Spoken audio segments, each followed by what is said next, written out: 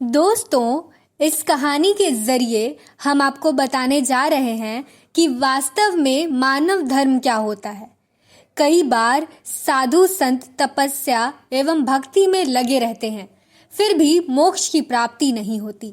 ऐसा क्यों है? कलयुग में धर्म की परिभाषा क्या है? किस तरह से लोग धार्मिक कर्मकांड करके अपने आप को ज्ञानी मानते हैं, लेकिन असली धर्म क्या है? आइए आपको इस कहानी के माध्यम से बताते हैं। एक महान संत थे जो बहुत ही प्रचंड तपस्वी थे। उन्हें कई शास्त्रों का ज्ञान था, कई श्लोक मुंह जबानी याद थे। उनकी बुद्धिमानी के चर्चे मीलों तक थे। संत दिन रात प्रत्येक पल भगवान की भक्ति में लगे रहते थे, कठिन से कठिन तपस्या करते थे, लेकिन उन्हें सेवा में रुचि नहीं थी। उनका मानना था कि सेवा से ज्ञान नहीं मिलता। उन्हें लगता था कि ईश्वर की भक्ति करने से जीवन तरता है, इसलिए वे हमेशा ईश्वर भक्ति में लीन रहते थे। ना ही उन्हें किसी से कुछ लेना या देना था, नहीं वे किसी का भला करते थे और ना ही बुरा। कहते हैं कि ऐसे व्यक्ति से समाज को कोई खतरा नहीं होता। इन्हें लोग अच्छा ही मानते। इसी वजह से इनकी प्रसिद्धि सभी जगह थी। एक दिन की बात है कि संत अपनी साधना के लिए वट वृक्ष के नीचे बैठे थे। अचानक ही उनके बैठे बैठे प्राण निकल गए। मृत्यु के बाद उनके सामने जब चित्रगुप्त आए थे तो उन्होंने संत को कहा, हे तपस्वी, तुम्हारी तपस्या और ईश्वर भक्ति को देखकर तुम्हें एक कुलीन प्रतिष्ठित परिवार में अगला जन्म दिया जाएगा।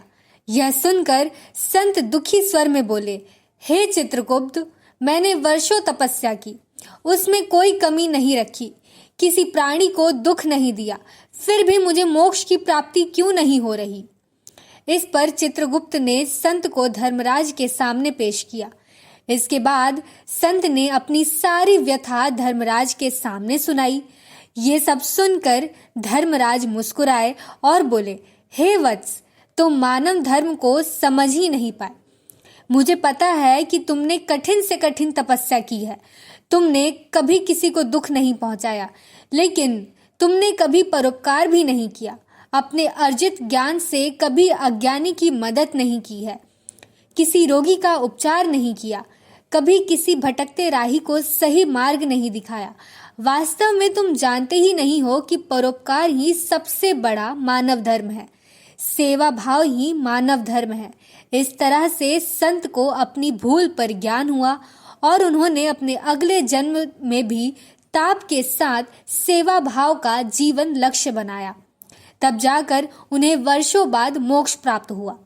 हमें इस कहानी से यह सीख मिलती है कि घंटों पूजा पाठ करना बुरा नहीं है, बल्कि कुछ समय निकालकर किसी गरीब की मदद करना या किसी रोगी की सेवा करना या किसी अनपढ़ को पढ़ाना ही सबसे अच्छा मानव धर्म है। ईश्वर की नज़र में ये एक सच्ची उपासना होगी।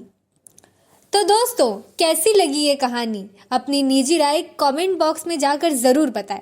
तब तक के लिए हमारे चैनल को लाइक, सब्सक्राइब और शेयर करना ना भूलें। धन्यवाद।